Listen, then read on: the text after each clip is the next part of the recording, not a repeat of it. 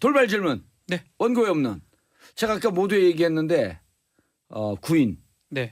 완강히 저항해서 야, 못했어요. 이거가 국민들 관심 높아요. 높아요. 오늘 구인 영장 집행하러 들어갔다가 또 안 나온다 그래서 예. 안 근데 지금 됐습니다. 언론에 보도된 거는 강력하게 저항해서. 우리 현행법에 구인 집행에 대해서 거절했을 때 다시 어떻게 하는데 절차가 없습니다. 왜 없을까요? 그런 사람이 아무도 없어요 세상에. 세상에 구인 영장이 들어왔는데 아 여기 있잖아요. 세상에 그걸 아무도 예상을 없어요. 못한 거예요. 우리 형사소송법 만들 때 만약 법률을 만들 때 구인 영장을 거부할 거라고 생각을 못했기 때문에 네. 그거에 대해서 집행하는 방법에 대해서는 집행을 거부했을 방법에 대해서는 규정 자체가 없습니다. 안 입법의 가보셨- 불법입니다. 교도소 입법의 가보셨어요? 아니 저는 그냥 참관이나 뭐 심사를 당황하는 건 뭐일까요? 거길 제가 뭐 아니 그래서 예. 이럴 때 교도소에서 처하는 조치가 있어요. 강력하게 구인 저항하잖아요. 그럼 어떻게 합니까? 그러다 보면 교도관 툭 치잖아요. 마구당탕탕 하다 보면 그거요. 바로 징벌방으로 보냅니다. 그렇죠. 예. 조치가 없지가 않아요. 징벌방으로 보내요. 이게요. 또 소리 지르잖아요. 또 보내. 맞아요. 예. 저는 결론은 동일한데 박 변호사랑 과정은 달라요. 입법의 불변이 아니라고 봐요 저는. 왜냐하면 이게 영장 집행이거든요. 그렇죠. 영장 이제 끌고 오는 거예요 그냥. 거기다 이제 법에다가 양팔을 붙잡고 다리를 붙잡고 온다 이렇게 쓸 수는 없잖아요. 예. 오늘 보니까 오늘 지금 저 광화문에서 오다 보니까 또 무슨 이제 시위를 하시던데 무슨지 모르겠는데 또 이제 연행이 돼 가시더라고요. 경찰한테 예. 뭐 현행범 체포인지 모르겠어요. 그렇게 될 거면 돼요. 이것도 영장이니까 가서 끌고 오면 돼요. 구속영장 집행하듯이. 근데 안 하는 거죠. 왜? 이게 또 전직 대통령이다 보니까 나가다가 또 발가락 다쳤다 그러면 또 병원 가야 되지. 예. 또 난리 나지. 전직 대통령은 예우를 해야지 어떻게 저렇게 끌고 가냐. 어차피 나가봐야 내 재판에 영향 있으니까 얘기 안 할래요. 얘기 안 할 거 뻔한데. 그러니까 부담이 있으니까 저는 집행 안 하는 거라고 봐요. 그러니까 자발적으로 와주면 좋은데. 그러니까 좀 특검 입장에서 보면 어차피 세상에 누가 영장 앞에서 안 갈래요? 하는 사람 어디 있습니까? 저한테 그러면 사실은. 어떡합니까? 그렇다고요. 아니요 박근혜 대통령이 대통령 시절에 진짜 법치주의 강조 많이 했거든요. 예. 그러니까 법에 따른 엄정한 집행 이런 거 참 좋아졌어요. 그런 워딩. 근데 본인은 안 하네요. 아니 엄정한 집행까지는 했죠. 네. 본인이 하겠다라고 하는 얘기까지는 안 했잖아요. 엄정한 집행 엄정한 너희들 집행은 하세요. 당신들만 하고 나는 안 해요. 자, 이사고인님 강력히 저항했다는 건 어떻게 저항했다는 걸까요? 교도소에서 저항하는 방식이 어떤 게 있을지 이 세 분 변호사를 모릅니다. 저희는 안 가봤습니다. 예. 안 돼, 여기는. 그냥 안 가겠어요. 그러는 거예요. 그럼 아니, 그 정도 집행을 이상일걸요? 자빠졌다고? 아니 그건 이렇게 아니에요. 그건 아니었어요. 간단해요. 보통 네. 사람들은 보통 이제 네. 누가 저항을 많이 하냐면 조폭들. 예, 예. 그러니까 이제 네. 그 끌어낼 때 막 저항하는 건데. 아니 그걸 이제 그렇게까지는 안 해서 비주얼 보듯이 해야죠. 문을 딱 열려면 문 열지 마세요. 이러지 마세요. 문 열지 마세요. 사고 납니다. 박 문 전 열지 마세요. 대통령 목소리를 해보시면 안 될까요? 문 열지 마세요. 사고 납니다. 비슷하다. 예. 그러니까 뭐 여기서 저- 저항이라는 게 여기서 저 죽습니다. 여기 좀 전에 질문을 하셨으니까 저항이 뭐 끌고 나가는데 완강히 저항해서 막 몸싸움을 하고 이런 저항이 아니라 들어오지도 못하게 한 거예요. 오늘도 건강상 이유예요. 며칠 전에 병원도 갔다 오셨고 뭐 병원에서도 뭐 별 큰 이상은 없었고요. 저항이라고 구체적으로 없는데 문까지 땄을 거예요. 문 덜커덩 따는 소리 딱 나는 순간 문 열 들어오지 마세요. 사고 납니다. 이제 저는 그 저게 정도예요. 발까 예. 몸에 손대는 거 전까지 갔다고 봐요. 그렇죠. 근데 보통 조폭 오늘 사실 굉장히 이제 얘기를 들어보세요. 네, 보통 알겠습니다. 문을 딱 팔로 끼고 네. 내 팔 부러져요. 그리고 그걸 잡고 안 나와. 그럼 이제 교도관들이 요즘 못 때리거든요. 국가인권위원회 바로 하니까 그러니까 이러지 마세요. 끄는데 버티잖아요. 그럼 이제 그다음에 팔 풀고 너 때문에 달리부터 구인하지 않고 징벌방에 먼저 보내. 그러면서 당신 잘못했지 않았냐. 그러니까 교도소에서 할 일이 없는 게 아니에요. 할 일은 너무너무 많은데 못하거나 안 하는 거지. 그러니까 지금 전직 대통령이기 때문에 그래요. 그럼요. 저는 그냥 단적으로 그런 것 같아요. 아까 박지원 변호사도 이거 구인영장에 응하지 않으면은 잘못된 이게 뭐 입법의 불비 얘기도 하셨는데 뭐 말한 것처럼 딱 그래요. 아니 구인영장 발부됐는데 안 나온 사람 어디 있어요? 그럼 안 나오면 원래 끌고 올 수 있는 게 구인영장이잖아요. 예. 그러니까 못 끌고 간다는 걸 아시는 거고 그러니까 어차피 이번에 안 나올 거라 예상은 했지만 그래도 법치주의를 그렇게 강조하셨던 전직 대통령이라면 재판 이 참여에 관련해서 최소한의 품위는 좀 지켜야 되지 않을까 생각해요. 알겠습니다. 많은 분들이 지금 변호사님들 나오니까 난리가 났어요. 오세영님, 봉도사님 오른쪽 변호사님 너무 귀여워요. 완전 팬이에요. 박지원 변호사님 누가 김태현 변호사 아닙니까? 오른쪽 이쪽입니다. 보는 쪽에서 오른쪽이 아니라 내 오른쪽에 앉아 있는 아. 앉아 있는 분 여기에요? 어디에요? 여기 두 분 다. 두 분 다 우리 또 몰라. 자, 여긴 아니에요. 나만 빼고. 6674님. 났는데 뭐가? 예. 아니 근데 오른쪽이 왜 이렇게 돌아서 거기까지인데. 6674님 봉도사님 제주도 여행 중 고릴라로 듣고 있어요. 너무너무 재밌어요. 제주도 여행하셨으면 그냥 듣지 말고 제주도 여행하세요. 내가 이탈리아 로마에서 공항에서 어떤 한 50대 부부를 만나는데 이 아저씨분이 벼랑 날 보는데 깜짝 놀래요. 그러더니 지금 정치쇼 듣고 있었는데 아니 왜 로마까지 와서 정치쇼를 듣고 계세요. 다운받아갖고. 로마 다녀오셨어요? 예. 휴가 때요? 로마 휴일. 원래 휴일은 로마를 가는 그러네요. 거예요. 아우, 좋으시겠다. 로마 휴일. 아 언제 가나 우리는. 자, 이제 블랙리스트 백 변호사님. 네. 지금 이게 이제 블랙리스트 직권 남용이 블랙리스트만 있는 게 아니라 네. 일방적으로 좌파 진영에 음.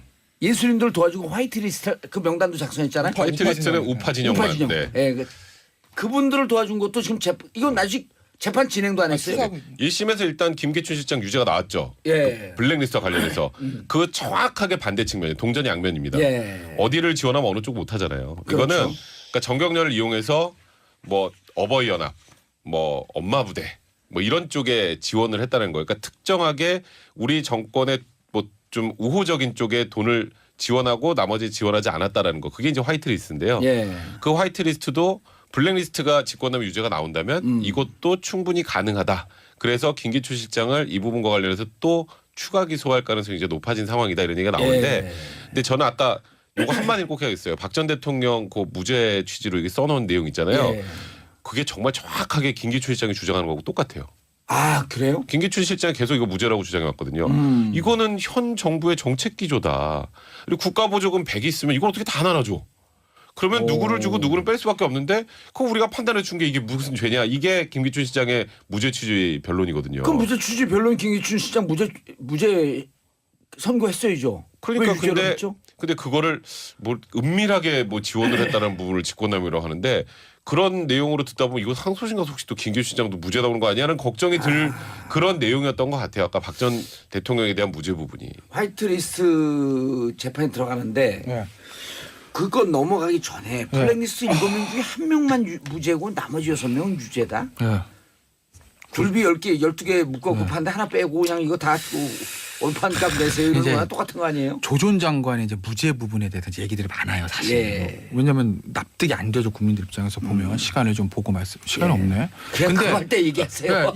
이게 이런 거에 결정적으로 재판부 입장에서는 그런 고민이 있었던 것 같아요. 실질적으로 블랙리스트 작성과 집행의 실무 책임자가 누구냐면 신동철 전 비서관하고 정관주 전 차관이거든요. 예. 둘 다 그- 1년 예. 6개월 유죄. 그 두 사람에 나와서 우리는 제대로 보고 안 했는데 나 지시 받은 거 없는데 이렇게 얘기를 했거든요. 아주 짧게 말씀드리면. 신동철이 그렇게 얘기했죠. 예, 신동철 얘기는 아니 뭐 보고를 하긴 했는데 그거 예전에 그런 게 있었는데 다 해가지고 저 교육문화수석 쪽으로 넘기고 예. 이제는 우리는 소가 아니니까 그냥 일 보세요 이렇게 얘기했다는 거예요. 그리고 이제 정관주 비서관도 본인이 얘기 안 했다는 거죠. 보고를 안 하고 예를 들어서 문제 같은 회의가 있는데 그것도 본인이 주재했다는 것이거든요. 예. 근데 핵심 중인 둘이 그렇게 얘기를 하니까 재판부 입장에서는 검찰 조서보다 자기가 보는 앞에서 그렇게 얘기한 두 사람의 증언을 배척하기가 쉽지 않았을 거예요. 그래서 저는 무죄가 나왔다고 보고 예. 다른 백그라운드 얘기는 자, 박준 변호사님. 네. 조윤선 무죄. 저는 항소심에서 2심에서 번복될 가능성이 아주 높다고 보입니다. 실제 2심에서 뒤집히는 가능성은 많아요. 많아요? 많아요. 홍준표 대표 같은 경우는 1심에서 유죄 받았다가 나왔는데 2심에서 무죄. 무죄됐잖아요. 예. 반대 사건들도 많거든요. 아. 저는 특검에서 전화위복이 되지 않을까. 새롭게 증거들을 좀 모으고요. 예. 특히 캐비넷에서 뭐가 나왔는지 잘 몰라요. 보고들이 있어요. 예. 그걸 조합할 거고 또 화이트리스트 수사를 하고 있거든요. 어쨌든 조윤선 장관은 빠져나가기 어렵다. 예. 저는 생각이 듭니다. 2심에서 뒤집힐 가능성 하나. 화이트리스트는 아직 1심 재판도 네. 진행이 안 됐어요. 두 개 병합된다고 봤을 때는 무조건 유죄 나올 거라는 생각이 듭니다. 알겠습니다. 아닌가요? 다들. 그런데 자, 저요? 김태현 변호사님. 저는 쉽지 않을 것 같아요. 아니 근데 네. 이런 국민들 이제 네. 이게 네. 우리 국민들이 네. 제가 그랬잖아요. 어느 한 변호사가 네. 촛불 전에 헌법 특가하는데 6명인가 하나 9명 나왔다는 거예요. 네. 구청에서 이번에 갔더니 250명이 왔대. 헌법 특강을 하는데 막 줄을 서갖고 100명 좀 넘게 들어오는데 그럴 정도로 이제 수준이 높아졌는데 무슨 얘기를 하냐면 자 리스트 작성하는데 조윤선 정무 관여하지 않았다? 그럼 그 전에 있던 박준우 정무수석을 구속했 기소해야 되는 거 아니야? 이런 얘기까지 나오고 있거든요. 그 기소 안 하면 특검이 기소하는 거죠. 특검이 하면 아니 그러니까 제가 이제 왜 쉽지 않을 것 같다고 예. 보냐면 유죄가 나오려면요. 제가 봤을 때는 신동철 전 비서관하고 예. 정관주 전 차관이 진술 바꿔야 돼요. 그 외에 새로운 왜냐면 특검에서 진술한 거하고 법정 진술이 바뀌었잖아요. 그러니까 180도 완전히 했다 안 했다 이렇게 바뀐 거 아니라 뉘앙스가 좀 바뀌었죠. 그럼 뭐 재판장은 자기 눈앞에서 한 진술을 믿는다고요. 검찰 조선 날아가니까. 그렇기 때문에 2심에서 정관준 전 비서차관이랑 신동철 비서관 내가 다시 생각해봤는데 예. 지시를 받은 것 같아요. 이렇게 바뀌지 않은 이상 쉽지는 않다고 봐요. 왜냐하면 새로운 증거가 지금 나오기는 특검이 그동안 오래 수사를 했기 때문에 누가 갑자기 행정가 툭 튀어나와가지고 제가 양심을 선언하겠습니다. 이건 쉽지는 현실적으로 어렵거든요. 그렇기 예. 때문에 그 두 사람의 진술이 키죠. 아. 그리고 이제 그 근거를 보면 그거는 아까 말씀하신 그 박준수 정수성 왜 나오는 거냐면 조금 설명을 드리면 하지 말아요. 해요? 그거보다도 네. 지금 딴 백성문 거요? 변호사 이제 판사가 돼갖고 판결하세요. 여기 신동철 정관주 진술이 있기 때문에 네. 번복되기 어려울 것이다. 자, 우리 그 누굽니까? 누구죠? 박지훈 변호사입니다. 네, 박지훈 변호사는 캐비넷 비장의 증거가 있을 것이다. 자, 어느 쪽으로 갈까? 백성문 변호사 판결하세요. 저는 김태현 변호사 쪽에 손을 들겠어요. 웬일이래. 왜냐하면 예, 캐비넷 문건 내용 지금 정확하게 우리 모르죠. 예. 그 내용 잘 모르고 전 조금 아는데. 네. 그래서 저는 이쪽으로 이렇게 들고 싶었어요. 그런데 예. 이제 거기에서 조윤선 장관이 직접적으로 개입했다는 증거가 나오면 모르겠는데 조윤선 그게 안 장관이 나오면. 지시했습니다. 이런 내용의 문건은 없을 거라는 생각이 예. 들고요. 나머지 6명의 유죄 받은 사람이 조윤선 근거로 해갖고 우리도 무죄다. 이렇게 주장했잖아요. 그건 좀 달라요. 여기는 신동철 비서관이나 정관진 비서관 같은 경우는 소위 빼도 박도 못한 증거가 있는 거고 예. 김기춘 장도 마찬가지인데 과거에 이런 전례가 한번 있었죠. 그 정윤회 문건 사건 때 예. 그 당시에 김용환 민정수석을 쏙 빼고 그 당시 우병우 민정비서관을 통해서 직거래. 네 직거래한 게 있었잖아요. 그거랑 유사하게 본 것 같아요. 알겠습니다. 이게 뭔가 거기다 유진용 장관도 그 얘기했잖아요. 조윤선 정무석이 있기 전에 만들어진 거고 조윤선 장관이 좀 억울한 것 같다. 그런 진술들이 모아진다면 재판부 입장에서는 블랙리스트 부분을 뒤집기는 예. 아직은 쉽지 않다. 근데 뭐 아까 박지훈 변호사 말씀하셨던 것처럼 캐비넷에서 보물이 나오면 아이고 한 스모킹 걸렸네 건이 걸렸어 나오면. 이게 딱 아하. 나오면 모르겠지만 그것도 쉽진 않을 것 같다. 뭐 하나 없겠습니까? 보건데. 막 던지는 거예요. 막 던져. 깜놀. 진짜 막 던져. 예. 자, 삼성 재판 넘어가 주시죠. 삼성 재판요. 예, 이재용 삼성 임원들이 입을 열기 시작했고 특검에서 한 진술들과 다른 진술하기 시작을 했고. 뭘 열었다는 거예요, 근데? 제가 봤을 때 입을 연 게 없어요. 그래요? 아까 이재용 오늘 이재용 심판 예. 들어가잖아요. 내일 할 거예요. 오늘 못 해요. 오늘 못 하나요? 시간이 안 될 오. 거고. 그러니까 이제 저기 입을 열기 시작했다는 이제 그렇게 헤드를 뽑는 기사들이 있는데 예. 그 얘기는 무슨 근거가 받쳐줘야 되냐면 이제 삼성의 피고 임원들이 입을 열기 시작해서 이재용 부회장의 불리한 진술을 쏟아내니까 이제 이재용 부회장을 뇌물의 유죄로 판단할 수 있는 근거가 생겼습니다, 여러분. 이건데 제가 아무리 신문 기사로 다 찾아봐도 그런 거 이재용 없는데? 부회장한테 불리한 얘기 나온 게 없는데. 삼성의 유령 기사들만 있던데. 왜 이런 기사가 나오냐면 조금 법정을 잘 몰라서 그래요. 재판이 지금 2개가 진행되고 있거든요. 예. 22부에서 일어나는 거는 박근혜 최순실이고요. 예. 27부에서 지금 하는 게 삼성 재판인데 예. 30부가 블랙리스트. 그렇죠. 27부는 재판이 많이 성숙해가지고 지금 피고인 신문까지 간 거예요. 아하. 이전에 박근혜 재판에 갔을 때는 이 삼성 관계자들은 증인이기 때문에 증언 거부권을 행사했고요. 만약 예. 말 잘못하면 위증죄가 성립하거든요. 본인의 재판에서는 본인이 피고인이기 때문에 피고인 신문이 하는 과정에서는 어떤 말을 하더라도 이제 뭐 유증이 안 됩니다. 예. 그래서 지금 얘기를 하는 거를 기사를 뽑을 때 이제 얘기를 하는 거라고 뽑는 거지 실제로는 저라도 남의 재판 가서는 당연히 얘기 안 할 거고요. 내 재판은 내 거짓말하도 아무 상관이 없거든요. 지난번 이재용 부회장이 증언을 거부한 것은 네. 박근혜 대통령 전 재판이죠. 대통령 재판 22부 가서 예. 고통스럽지만 협조하고 싶지만 그렇죠. 변호사들의 강력한 권고로 저는 안 하겠다. 진술하지 네. 않겠습니다. 그러니까 이건 다른 측면인 거예요, 지금. 증인으로 가서 안 했다. 네. 내 재판은 얘기를 한다. 막 얘기해야죠. 살아야 되는데요. 예. 막 던지네요, 네. 진짜. 근데 이제 특검에서의 진술과 좀 바뀌었다라는 얘기가 나오잖아요. 예. 그 묘하게 바뀌었어요. 원래는까지 큰 줄기로 얘기하면 예. 박근혜 대통령이 자꾸 레이저 써가지고 그게 무서워가지고 어쩔 수 없이 했다. 그래서 우리가 피해자다라는 취지의 주장이었잖아요. 아주 간단하게 말하면. 그렇죠. 그래서 직권남용에 우린 피해자지. 우리가 무슨 뇌물을 줬어. 이게 원래 삼성의 입장이었는데 예. 묘하게 바뀐 건 우리 최순실이 무서워서 줬어요. 최순실의 후광이 무서워서 그러니까 줬어요. 일장에서는 제일 처음에는 최순실 모릅니다. 네. 근데 안다고 하는 증거도 조금 나오니까 살짝 입장이 바뀌어서 사실은 최순실이 실세인데. 그러니까 우린 박근혜 대통령 때문이 아니고 최순실이 아이고 그렇게 알아보니까 박근혜 대통령이랑 친하다 그래서 예. 최순실이 돈 달라는데 안 주면 아유 우리 또 후환이 두렵잖아요. 예. 그래서 줬어요라고 하는 순간 아무 죄도 안 돼요. 그러고 박근혜와 최순실이 공동지갑이라고 하는 것이 입증이 안 되면. 근데 그거 안 되면은 그럼 최순실 공무원 아니잖아요. 그러니까 그 최순실이 무서워서 줬으면은 전략이 조금 바뀐 거죠. 그러니까 이게 정유라가 진술하면서부터 조금씩 바뀐 것 같아요. 캐비넷도 마찬가지고. 거기다 캐비넷까지. 캐비넷에서 자꾸 뭐 경영권 승계고 나오니까 그건 우리 잘 모르고요. 예. 우린 최순실을 무서워서 준 거예요. 아니 최순실이 무서워서 줬어요라고 한 다음에 정유라 진술이 나오지 않았나요? 아니죠. 정유라 진술 나오고요. 아. 그다음에 캐비넷 나오고 그다음에 이제 갑자기 삼성의 전략이 박근혜 대통령을 쏙 빼고 다 최순실이 알고 보니까 그렇게 박근혜 대통령이랑 친하다 그래가지고 안 주면 우리 무서워서. 후환이 두려워서 오호. 그래 줬어요. 경영권 승계 우리 그건 잘 몰라요. 캐비넷에서 나오고 우린 잘 몰라요. 이제 그렇게 구도를 바꾼 거예요. 그렇게 해야 살 수 있다고 판단한 거죠. 제가 봤을 때 똑같은데 구도 바뀐 게 없어요. 구도가 바뀐 게 없어요? 제가 봤을 때 똑같아요. 많은 변호사들 다 바뀌었다는 아니 혼자 저는 바뀌었다는. 제가 본 예. 워딩들 제 분석을 하면 예. 동일해요. 일관돼. 그러니까 뭐 디테일한 것에 차이는 있었지만 큰 줄기는 똑같다는 거예요. 큰 줄기를 레이저 맞아 줬다는 거예요. 그 예. 박 변호사 말은 똑같은데 최순실 그러니까 예를 들어서 요새 와가지고 박근혜 전 대통령이 아니라 최순실 때문에 줬어요가 아니라 예. 그 얘기인 지금도 똑같은 얘기는 해요. 박 전 대통령 레이저 맞아 줬다.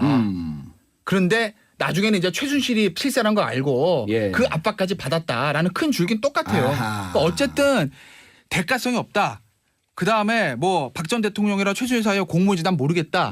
뇌물 아니다고. 예. 어쨌든 박 전 대통령의 레이저 맞아서 줬다는 직권남용에 우리는 피해자다라는 줄기는 똑같아요. 근데 예. 다만 그것들이 조금 디테일한 부분에서 나름의 진실인지 시나리오인지는 제가 알 수는 없으나 그걸로 좀 구체적으로 맞춰가는 거지 큰 줄기는 똑같아요. 알겠습니다. 자, 그런데 요 부분 지금 대화하고 있는 것은 뇌물죄에 관한 거예요. 네. 이재용 부회장한테 갖고 있는 혐의는 더 큰 형량을 갖고 있는 특경법상의 횡령, 재산 부계 도피. 그러니까 그쪽은 아직까지 생각을 안 하는 것 같아요. 뇌물죄만. 뇌물죄가 더 높다고 봐야죠. 만약에 아니 특가법이 공유는 아니요. 5년 이하 아니에요. 금액 뇌물 자체가 공유는. 워낙 많으니까 이거 만약에 특가법상의 뇌물죄가 적용돼 버리면 뭐 10년 이상 되는 거는 뭐 당연한 공유인데도요? 거거든요. 공유를 하든 아니에요. 준 건 아니에요. 뭐 중간 아니에요? 일단은 금액 자체가 워낙 크기 때문에 아니 이건 가중돼도 7년 6개월밖에 안 돼요. 그래요? 변호사가 아니, 이래 오늘. 아니 그거가 기본이 된다 그러면 예. 사실 형이 높아진다고 가정하기 때문에 그걸 빼는 게 가장 핵심으로 보여요. 나머지 뭐 국외재산 도피라든지 이런 것들은 방론이라고 보이고 횡령 부분은 모르겠습니다. 횡령 금액은 크긴 크지만 그거 제가 네. 예. 설명을 드릴게요. 예, 방론이라고 보이나요? 그러니까- 왜냐하면 1차 때는 그 재산 구개 도피가 없었어요. 네. 근데 뇌물죄가 2차 그 구속영장 청구할 때 네. 재산 구개 도피가 들어가서 그때 많은 변호사들 뭐라 그러냐? 전략을 잘못 써갖고 잘못 쓴 것 같은데 뇌물죄 그냥 인정하고 뇌물죄로 가야지 좀 싼 거 아니야? 이렇게 얘기했었단 말이에요 당시에. 근데 그렇죠. 2차 구속영장 청구할 때 재산 구개 도피 놓잖아요. 넣었죠. 1차 때 특경법상 횡령은 있었다고요. 네, 있었죠. 그게 왜 그러냐면요. 예. 저의 생각 플러스 휴민트 취재 결과를 종합해서 나왔습니다. 우리 휴민트 취재를 그냥 종합이라 그래요. 해. 휴민트. 이게요. 이 뇌물이 제가 항상 지난주에도 말씀드린 건데 뇌물이 나오려면 두 개의 산에 제가 넘어야 된다 말씀드렸잖아요. 대가성이 있어야 된다. 검찰 입장. 그리고 박 전 대통령과 독일 것만 일단 말씀드리면 박 전 대통령과 최순실 씨와의 공모관계. 그런데 이 공모관계 저는 입증이 안 된다고 봐요. 그래서 제가 뇌물 무죄 나온다고 본 건데 삼성 측에서 지금 제가 알기로는 신경 쓰는 게 뭐냐면 확신할 수 없어 삼성 측도 뇌물에 대해서는 큰 걱정 안 하는 것 같아요. 저의 휴민트 취재 결과 보면 그래요. 근데 뭐가 문제냐면 판결에 무죄가 나올 때 야, 이 돈은 깨끗한 돈이야. 진짜 독일에 있는 승마 유광주 지원하러 한 건데 최순실 지가 알아서 한 거야. 그러니까 뇌물이 아니야. 이렇게 무죄가 나와버리면 삼성에서 독일로 돈을 보낸 것 자체가 클리어한 돈이잖아요. 그러니까 횡령이고 국외재산 돈이 다 깨지는 거예요. 싸그리 무죄. 그런데 재판부에서 야, 이 돈은 말이야. 분명히 뭔가 최순실이 뭔가 노리고 대가성 있는 불법적인 돈이야. 근데 박 전 대통령은 돈을 받은 게 없네. 순실이가 다 받았네. 최순실 씨 두 사람이 공모 입증이 안 되네. 그러니까 뇌물 무죄 이렇게 해버리면 돈을 송금한 절차의 문제가 남기 때문에 횡령의 문제, 횡령과 부계재산 도피의 문제가 남아요. 예. 삼성 측에서 지금 계속 제가 알기로 신경 쓰는 건 그 부분이에요. 그렇지. 공모 관계에 대해서는 제가 봤을 때는 딱히 자신 있다는 얘기는 안 하는데 제 느낌은 큰 문제가 없다고 보는 것 같아요. 예. 저도 개인적으로 그렇게 봐요. 근데 앞단 부분에가 문제가 남아서 삼성 측은 굉장히 신경 쓰는 거고 그래서 지금 상대적으로 저기 누구야? 저기 박근혜 전 대통령과 최순실은 뇌물 신경도 안 쓰잖아요. 어차피 뭐 이재용 부장 다 해줄 건데 우리는 있으면 돼 이건데 마지막까지 지금 이 피고인 신문이나 이런 거에서 계속 그 대가성 문제에 대해서 날짜도 지금 박상진 사장 뭐라 했냐면 7월 25일 날 2015년 7월 25일 날 독일 갔더니 박원호 전무가 너 최순실 알아? 엄청 센 사람. 그래요? 이렇게 알았다는 거거든요. 그 날짜 왜 나왔겠어요? 박근혜 전 대통령이랑 독대가 15년 7월 29일이에요. 그죠? 7월 25일이에요. 근데 본인은 29일 날 독일 가서 최순실이 중요한 사람인 걸 알았다는 거거든요.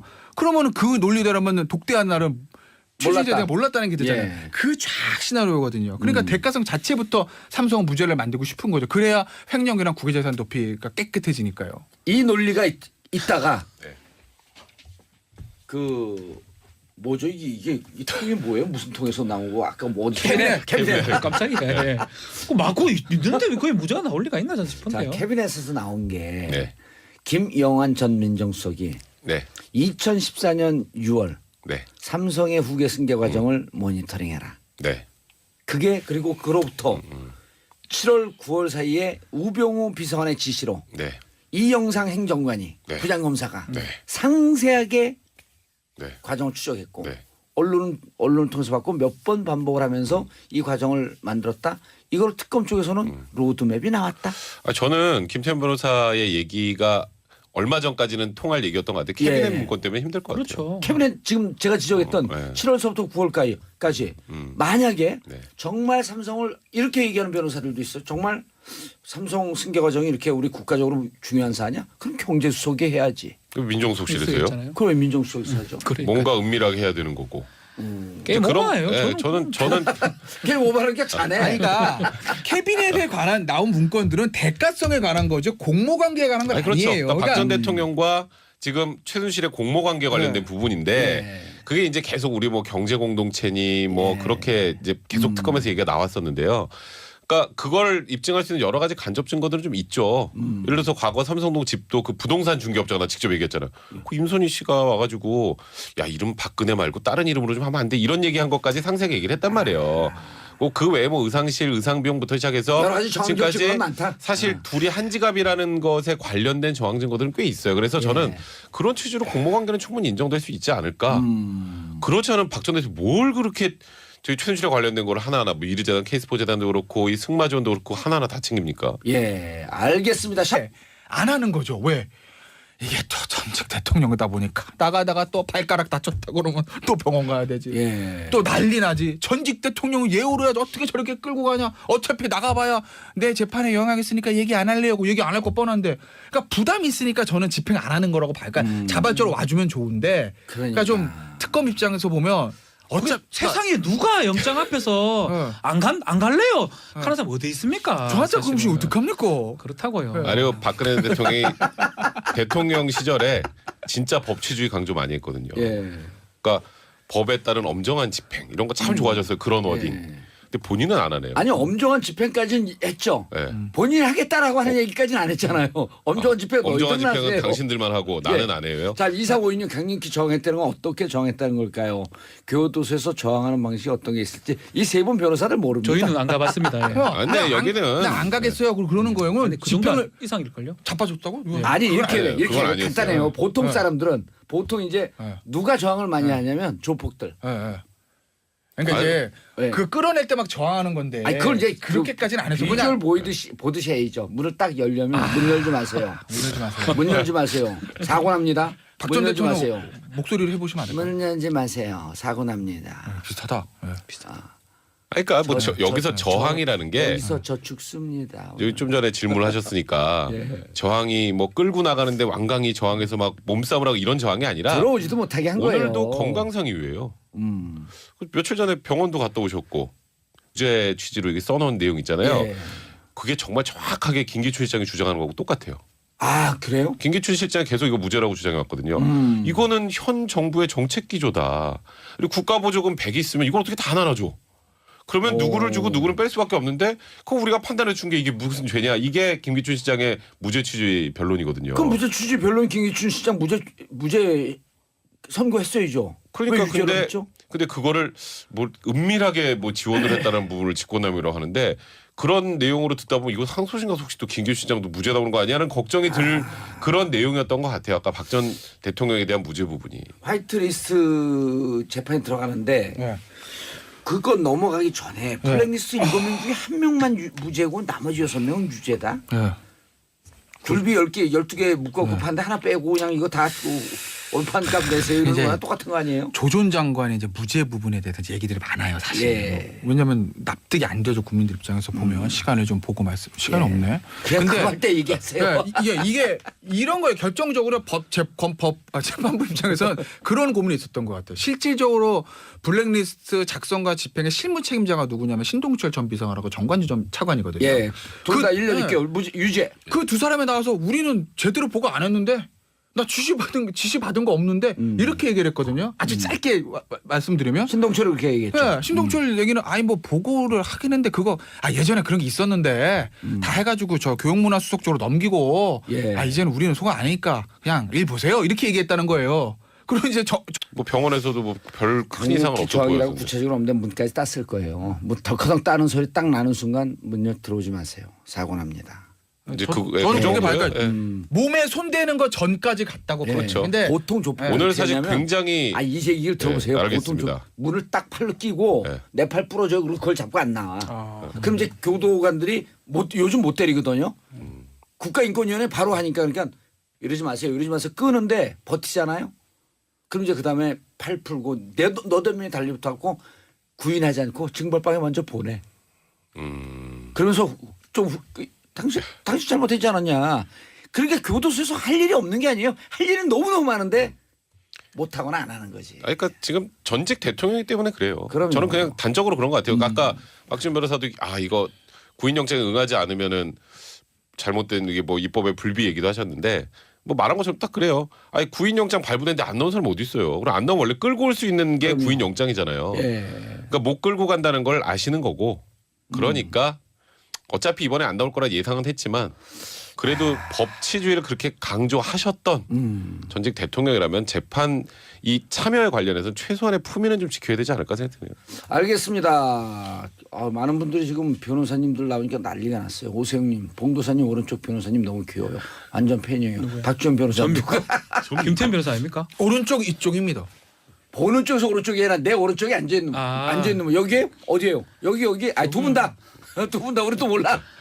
자, 66. 여긴 아니에요. 나만 빼고 667 돌발 질문. 네. 원고에 없는. 제가 아까 모두 얘기했는데 구인 네. 완강히 저항해서 못했어요. 이거가 국민들 관심 높아요. 높아요. 오늘 구인영장 집행하러 들어갔다가 또 안 나온다 그래서 예. 안 근데 지금 됐습니다. 언론에 보도된 거는 강력하게 저항해서. 우리 현행법에 구인 집행에 대해서 거절했을 때 다시 어떻게 하는데 절차가 없습니다. 왜 없을까요? 그런 사람이 아무도 없어요 세상에. 세상에 구인영장에 들어왔는데 여기 있잖아요. 세상에 그걸 아무도 예상을 없어요. 못한 거예요. 우리 형사소송법 만들 때 만약 법률을 만들 때 구인영장을 거부할 거라고 생각을 못했기 때문에 네. 그거에 대해서 집행하는 방법에 대해서는 집행을 거부했을 방법에 대해서는 규정 자체가 없습니다. 안 입법의 가보셨- 불법입니다. 교도소 입법의 가보셨어요?